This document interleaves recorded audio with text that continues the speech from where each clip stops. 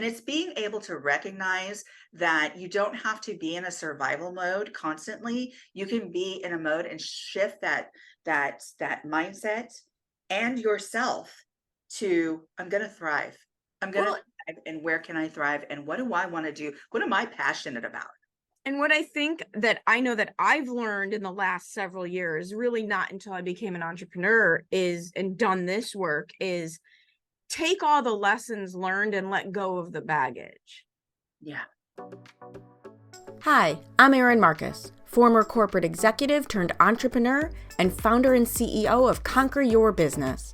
Welcome to the Ready Yet podcast. We're excited to bring you more than 100 episodes of interviews and insights designed to help entrepreneurs get the financial and emotional freedom they need in order to build a business and a life they're proud of. All right. Welcome to this episode of the Ready Yet podcast. And my guest today, Summer Watson of Core Women. For women. Very cool. Here's the thing. She's awesome. And I think what I love the most, because it just matches my energy, that to me, they go hand in hand. High performance, high success, high achievement, and you just can't take any of it too seriously because you will make yourself crazy. The time that we spend together is really talking about everything that's not working for ourselves and laughing about it as a way to move through it, right? As a way to move through it. It's not that we don't take it all seriously and try our best. I mean, you're a performance coach, right?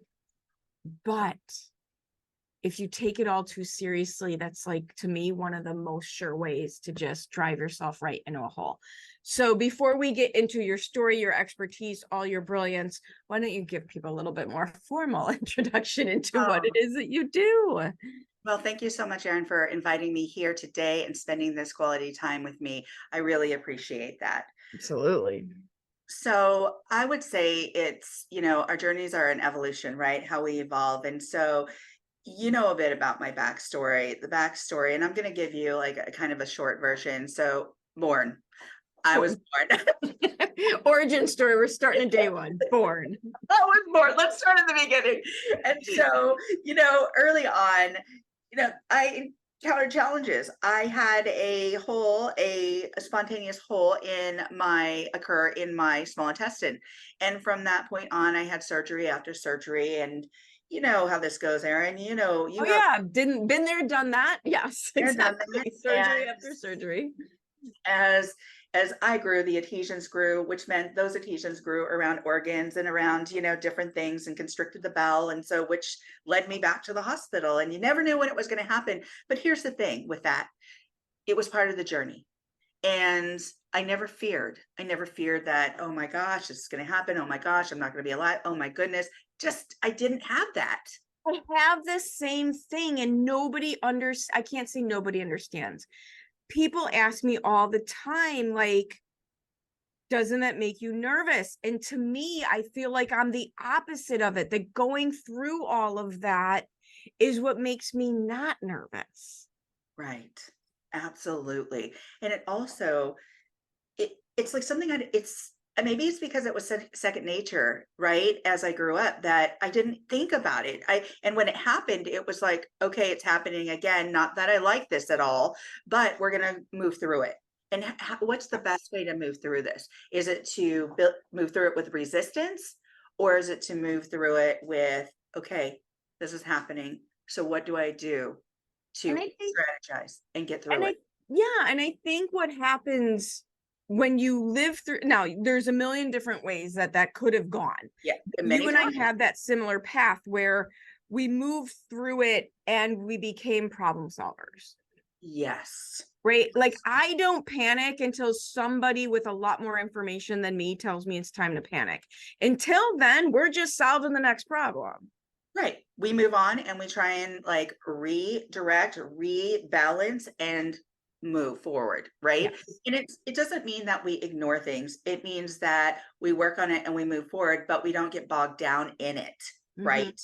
And so that was one part of the journey. The next part of the journey is really being raised by a single mom. And as I was raised by a single mom, that really strong single mom, I absolutely appreciated it. I absolutely love that she helped me build my foundation of confidence, of clarity, of where I wanted to be. And she never directed that. She just said, go make your own decisions, go figure it out, go experience the world. And she didn't keep tight reins on me. And she said, and if you have missteps, okay, you're going to get back up, but learn how to get back up. Don't stay there. Right. Well, and what's funny is I had the same thing, but without as much grace. It Mm, was the don't bother me, figure it out. Now, not said out of neglect, by the way, because I had a strong single mother raising 2 kids in Chicago in the 70s and 80s, right? So the same thing, but there was an expectation of self-reliance. oh, totally. Absolutely. So my mom, she she didn't say it as kindly as I As just you're now interpreting it. Good for you. Good job. she was just very, as a matter of fact, right? Yeah. You go out and you do this. And if there was a word in diction or a word that I didn't know, she's like, you know where the dictionary is. Right. Or They didn't there solve was our problems for us. no, No. not at all. And I said, one day here's an example. One day I told her, I said, there's a book. I have to do a book report and the book is due. And I think I was probably about like 15 or 16. And she said, well, here's the deal. I've given you a bus pass. I bought that for you. So figure out the schedule, go take the bus. I'm like, Mom, but it's 3. Well, you waited until 3 in the afternoon to start this project. So get on the bus and get your book. Go get your book. Right. And I had a similar situation, though I had a different response to it. There was a TV show we were supposed to watch on PBS. Okay. And I forgot what it was about or what it was. It was for the Spanish class. I knew that much, but I don't remember what it was. And I couldn't watch it because I was working. I had a job. I was 16 Yeah. years old. I had a job. Yeah. And so my mother is like, oh, well, I guess you're getting a worse grade. I like, well, what do I do? You go to work. You go to work. Well, I had a few choice words for the teacher the next day when she told me my parents didn't love me because if they did, they would make sure my education, right? So that's where my little mouth opened. But Oh, I got it. But my mother didn't come and fix that for me. yeah. I Yeah. just got what was probably not a great grade to begin with, and maybe it was made worse by assignment. Better do well on your tests then, because you're getting a 0 on that homework. Yeah. Well, and we've been through that. And I had a single mom and she said, you know what? You're 15 and a half. It's time to get a job. And, Yep. and yet, and I, at that time I had went to a private school. So I'd look around and go, oh, wow, none of my private school pals were working. And I'm like, well, okay, you're just going to get a job. But guess what that meant? That meant that, and this is the way I reframed that because, my private school pals were like, you got to work. Why do you got to work? And I'm like, well, get this. I don't have to ask my parents for money. I don't have to do A, B, and C. I get to do what I want because I have money. I get to save it. So I kind of reframed it, right? And we worked it out and we figured it out and it wasn't easy, but we always figured out a way. And so that's why when you ask me like, okay, let's talk about your high performance coach, what you do as a high performance coach, we figured out, like we helped you figure it out. Like, and so that, again, that's one part of my journey. Went off to Berkeley, graduated, got my degree, went off to some law school, decided that wasn't necessary for me. And I never really stopped and not complete a task. But when it came to law school, I was like, you know what? Is this really going to align with who I am? And this was a really big decision for me. Is this aligning with my spirit, my soul? So, okay. So I have a question on that because so my story is always did good at what I did and that opened the next door. And I never really took until I was almost 40. I never really had that moment where I decided what I was going to do. Yeah. What did you want to do? But I'm curious, with this background of just work it out, just solve the problem, take care of it, what part of you knew on this one you just stop? Because that's not the same thing. Yeah, it's not, but it was a point of reflection. And I think I was always reflective in a certain way. You had to be to work through things, right? To strategize. You needed Mm. to reassess, stop and reassess. And that's where, I had people around me who were doing really great. They knew it was for them. I knew that I wasn't doing all that great. And I was like, was I not doing great because I was so far away from home? And I was all the way across the country. Was I not doing great because this was not really aligning with my spirit and what would actually be good for me? Or was this because I had some great connections there in networks? The men in the opposite law school apartment, we were good friends and we hung out, but we started asking ourselves these questions. And as I was going through the experience, I was like, this is so uncomfortable. I'm going to date myself here, but there's a movie called Paper Chase, Yep. and Yep. it is exactly what law school is like, Yeah. right? And where you're sitting on your hands, you're nervous, the professor is going to dialogue with you. If he chooses you to dialogue with, you're going for an hour and 15 minutes straight with that person in front of the whole class. Get ready, right? We went through 7 pages of reading, and he said, I'm going to call on one of you and I'm going to point out words in this reading. And if you don't know those words, and they're all new words to us, they're all legal Right. jargon. If you Yeah. don't know those words, you're going to be marked absent. We get 3 absences before we're kicked out. And I was like, oh my God. I felt sick every time I was in the classroom. And I was like, is this for me? Is this a miserable experience? Or is this going to be what it's going to be like for, a lifetime? And I thought, I don't think this is for me. I don't think me and law school get along, and that was okay, because there are people out there that thrive, who do Oh, really absolutely. in that arena. But I knew that I wanted to help people, and I made it there. I had made that goal. I had achieved that goal, but I wanted to do something different. I didn't know what that was. So I ended up going home, and mind you, nobody else paid for it except for me financially. I had worked, I had saved money, I paid for it. And so what happened was I went home, got a couple of jobs, and I had started dating my senior year of high school, somebody that I was continuing to date. And 7 years later, we got married. So he joined the Marine Corps. We traveled around the country, and we traveled outside of the country too, because we got stationed in different places. And as we did that, I still had a vision for myself, because you and I both were raised in the same era. And the movies that we watched were like baby boom, working girl, Right. 9 to 5, right? So we knew we wanted like something. We wanted that big office in the sky with the window, like, Yep. Yep. and we wanted to be those tiger ladies. And yet, again, because of the era that we were raised in, it was, are you invited to the table? Are you really ready for this job? Are you? And you'd get those questions. And I was like, okay, here we go. What in the world do you want to do, Summer? Where do you not just fit in, but where are you going to make a place for yourself? Right. And so, but that foundation and having that courage, having that clarity, I believe dated back to being put to the test many times over Absolutely. and getting back up. It's the survival and the resilience. I mean, over and over and over again, it's the resilience. Yes. And it's being able to recognize that you don't have to be in a survival mode constantly. You can be in a mode and shift that mindset and yourself to, I'm going to thrive. I'm going to thrive. And where can I thrive? And what do I want to do? What am I passionate about?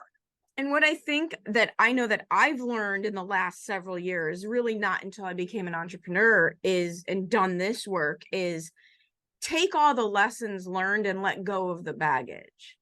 Yeah. Right? Like, exactly like you said, I don't have to function in survival mode all the time, because that's not productive, but I can keep the resilience that I learned from having been through it. Well, here's the thing. You're never going to lose that resilience, because guess what? Those are skills.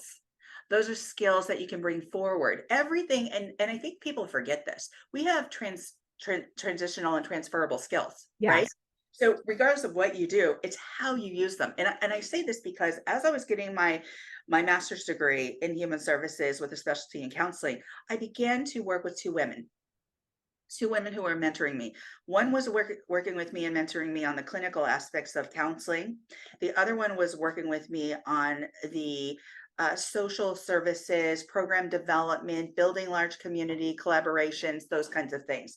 So together, I could go into communities and I could start helping teens, adults bring together communities and start really educating and doing coaching, right? And so I started doing that with a lot of kids in who were part of these communities that had a lot of gangs. And when I saw them, I thought to myself, man almighty, these kids are an amazing. I love these kids. But guess what? They're in the survival mode. They're trying to connect. Their families are having to go out and work, and they've got all these great skills, but they're being guided. They're being groomed for these gangs. Right. And I was like, if we can get in here and we can like reduce recidivism, if we can like help these kids learn new skills, empower them, they've already got a set of skills that are so strong that they can achieve and lead and do all these incredible things. How can we give them a new set of skills to like build off of, right? And we did. And that was so impactful for me. I was like, God, I love this. I love seeing this change. I would have them call me at the office. They would call me at the office and say, when are you coming back? When are you going to do these groups? When are you going to be here? And I was like, every week at this time, you can count on me. And so I loved doing that. I loved working with couples, but I loved building communities. And so I started doing that with my master's degrees. I started having that practical application, started getting in and integrating with schools, with larger communities, with counties, and doing these things and bringing people to the table. So I love that. So I built those skills. And guess what? Those were transferable skills that helped me move forward, that helped me move on. So every time we moved as a military spouse, I had to find a job. My husband was going to a job. Right. His job Right? came with it. Yeah. Yeah. Mine, I was, gotta get another job. So how do you get back up? Because I knew in my mind, my idea for me early on was, I want to get tenure somewhere. I want to have a job that I'm like growing. That lie of stability that Yeah. we were told, and it used to be a thing. Right. It used to be. And I could have created that to a certain degree too for myself, but I knew that this lifestyle wasn't, it was such that it's like you move every 3 to 4 years. You got to get up and go. So we moved to another place, and that was in Sacramento. And I love this conversational thing we got going on here, because here we're integrating like what we're learning and how we got to where we are, right? Exactly. And because I want to add the other thing, it's not just the realization that you have transferable skills that people don't realize. The other thing that I know I try to do, I hear that you're doing it, whether you're aware of it or not. Can you become an observer of your own behavior so that you don't get stuck in just reaction? Oh, right. Like absolutely. so many people, the reason they're so stuck is because they're just reacting instead of observing what's going on and then deciding how they want to handle a situation. I hope you're enjoying this episode of the Ready Yet podcast, brought to you by Conquer Your Business. With decades of experience, Conquer Your Business creates business and branding strategies that build multiple 6- and 7-figure businesses. And we don't just show you what to do. We have an entire team of people available to help you do it, strategy and implementation. You can learn more and reach out to us by visiting conqueryourbusiness.com. I love that you bring this up, Erin, because 2 things. So I talk a lot about response versus reaction. Yes. Right. And the response is stop. Stop. What do you want the end result to look like? The reaction is you didn't even think about an end result and what you wanted that to look like. And so now you're caught in a situation where it's just maybe exploding or turning into a snowball. And you're like, oh man, okay. But when you do the responsive part of that, and you look at, okay, how do I want to respond? How do I want to not react, but respond to this where I'm getting this end result? And it goes back to problem solving skills. Absolutely. It goes right back to problem solving skills, because if all you, me, your mother, my mother, if all they did was react, to something a doctor said along the way, you and I would be having very different lives. Oh, yes. Or not be here. Or not be here at all if the response wasn't to stop, think, what do I want, respond in kind, respond on that path. When you just are in reaction mode, you lose absolute control of your outcomes. Bravo. Exactly. Exactly. And that is what a response is. It's thinking about the outcomes. Well, even with your kids, even with the kids that you're talking about, the gang member. I mean, you were teaching them, I was participating with them, like different approach to the background, but you're stuck in reaction mode based on what you know, based on your reality, based on what you see, based on what you think is possible. You are stuck and giving away all of your power over your outcomes unless you learn how to become that observer. Well, let me put a caveat to that too, because you say we're stuck, but in actuality, that's a thought, right? That's just a thought. So what you're telling yourself by the words and phrases that you're using, you're creating a brain map. And that brain map, what are you going to return to every time you use those words and phrases? That same map. That same map. So when you say things like, you know what, there's a different outcome. You know what, there's a different journey. There's a different roadmap. There's different steps. What else is possible? What else is possible? And once they start seeing the glimmer of possibility, that's when they get excited. That's when they start going, oh, you mean I actually have a choice?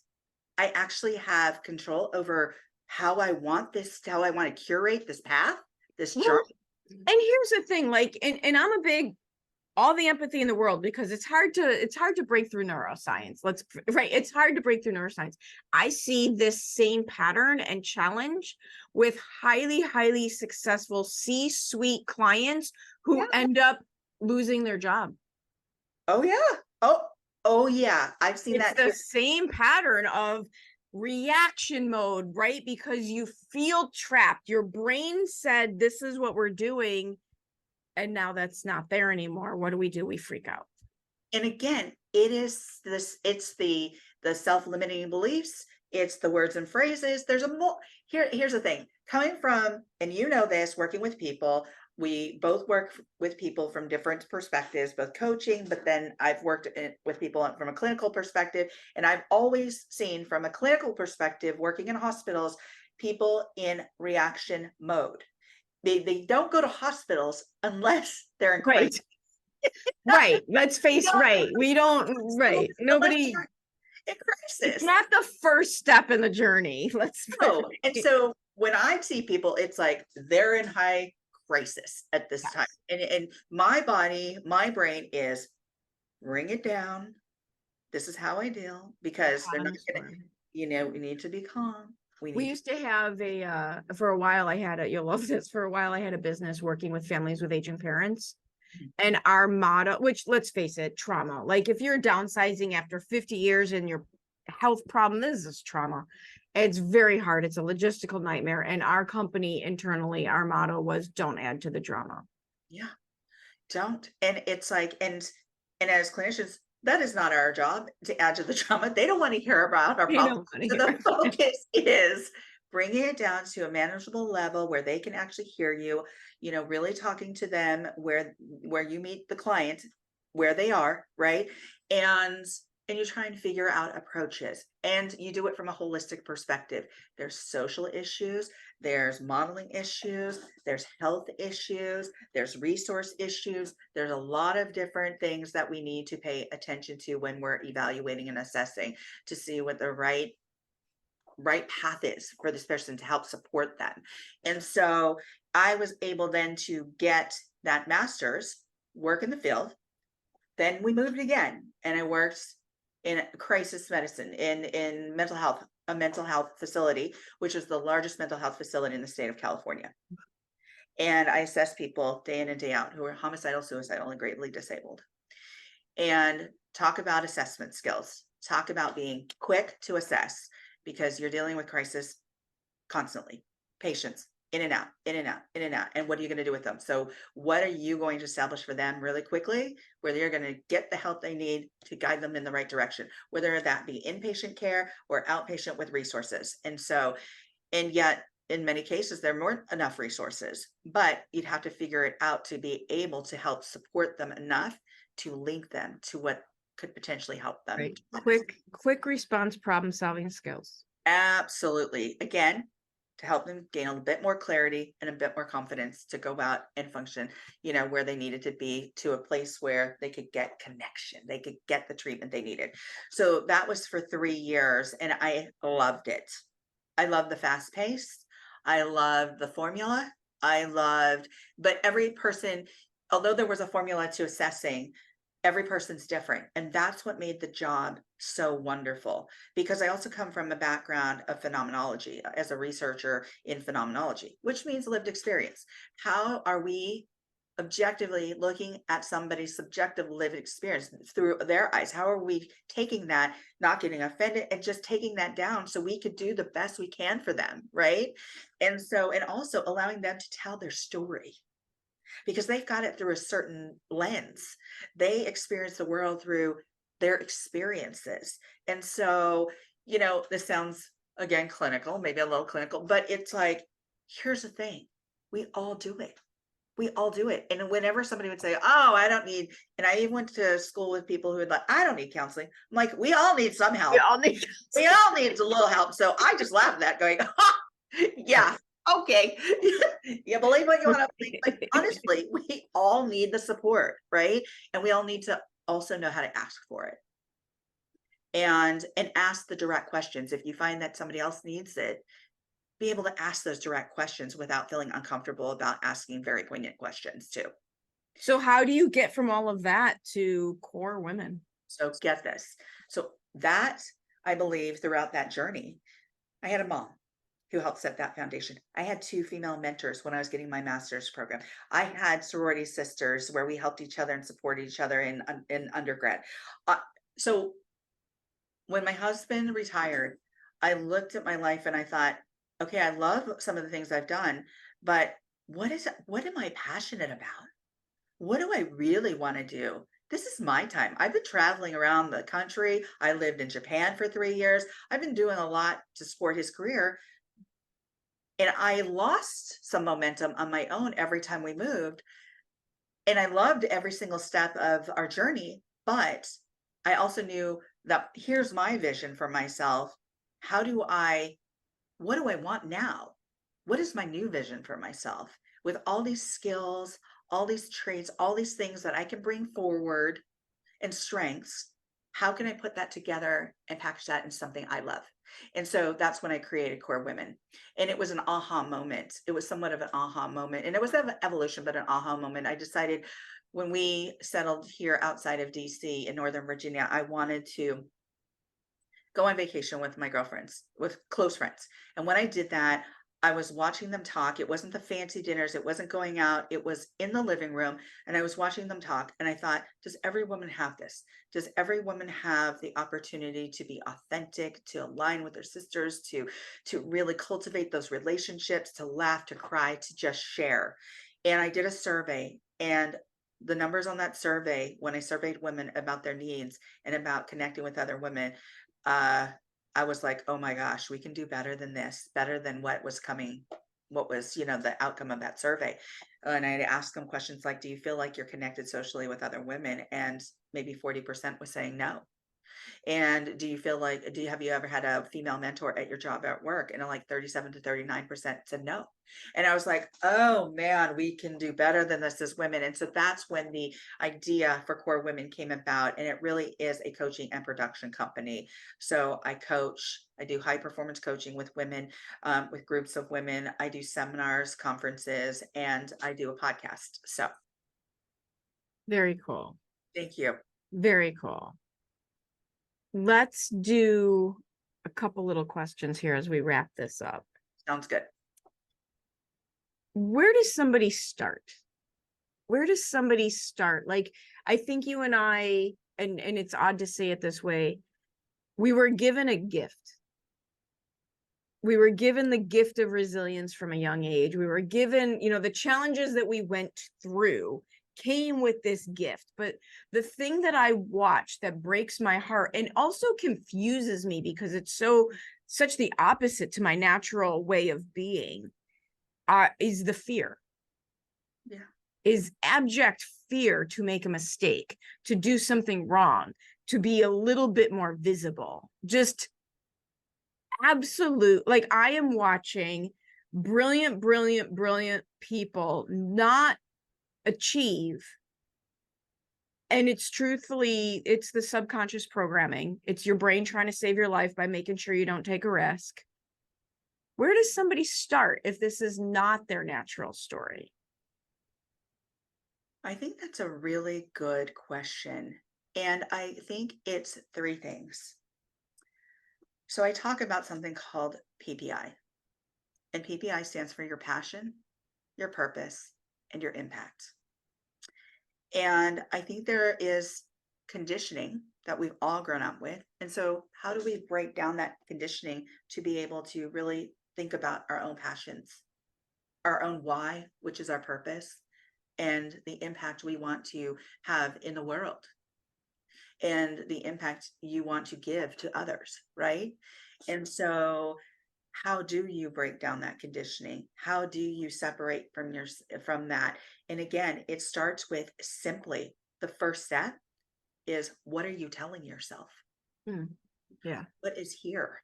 What are the brain maps you've created for yourself? And I believe there is a strong connection to the words and phrases that we use, right? And you talked about something earlier about changing things, and we can't change certain things, but here's the thing, we can't change our DNA, right?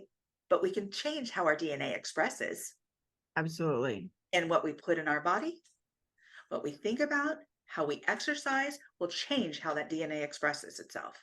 And again, I go back to that as something that is a congruency, right? Where you can change your words and phrases.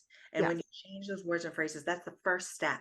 That's the first step. So rather than saying, I can't, say I can. Rather than saying, I'm not, say I am.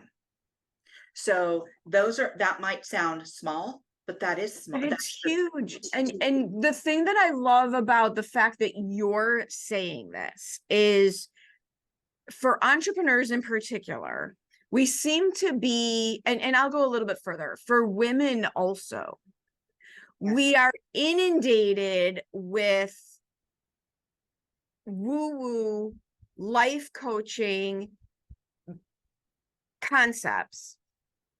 Manifest this, manifest that. Here's the thing, that's all great. But for the high achieving woman, there's a whole group of people, myself included, that as soon as it feels woo-woo, for lack of a better term, you kind of shut it off. Yeah. And yet here we have a clinically trained, deep out of the trenches, right? No bullshit, straightforward medical background saying it's not woo-woo, it's neuroscience. Yeah. It's what we need. It's what we need to step into. And we feel uncomfortable because we are high achievers. Let me take you into an example. As I was growing up, I always defined myself more like a man. And I said, I'm more like a man because very much that way as well. Because the programming we had was men go to a job, they have these high performing jobs, they're leaders, and I'm like, I'm more like that. That's how I am. And then that began to change. Because I'm like, I don't have to lose my femininity and being a woman in all of this because I want that. Because I want to be a leader, because I want to be a high achiever. Oh, no. I need to bring this together. And if that means doing some of that woo-woo stuff that you call and I've had a talk, and I talked and did a workshop with, several hundred people this past summer at George Mason University. And the title of it was The Woo-Woo Matters. Right. And it does. And that means communication, that means assessment, that means meditation, that means all of that. That means, how do we take that in and how do we digest that and feel comfortable with it when we're such high achievers, when we push it away for so long. Stop Well, and pushing I it think, away. yeah, and I think it goes back to the problem solving skills. Yeah. Stay out of reaction mode. Don't let your preconceived notion of what's fluffy or not fluffy limit your ability to get to where you want to go. Yeah. And it's also this, Erin. It's, do you want to do something in resistance? Right. Or do you want to go with it and have it flow where it's supposed to go? And be open to that. And I know we're high achievers. I know we're leaders. I know we do all these things, but be open to the experience, because when you're open to the experience, beautiful and magical and amazing things can happen. Awesome. Love it. Love it. If people want to continue this conversation with you, learn more about Core Women and all of the very cool things that you do, what is the best way for them to find you? They can go to Core Women, that's KORE women.com.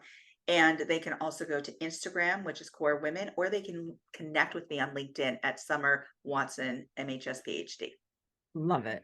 Thank you so much for your story, your insight, your energy, all of your expertise. Thank you. Always good seeing you. It was so much fun.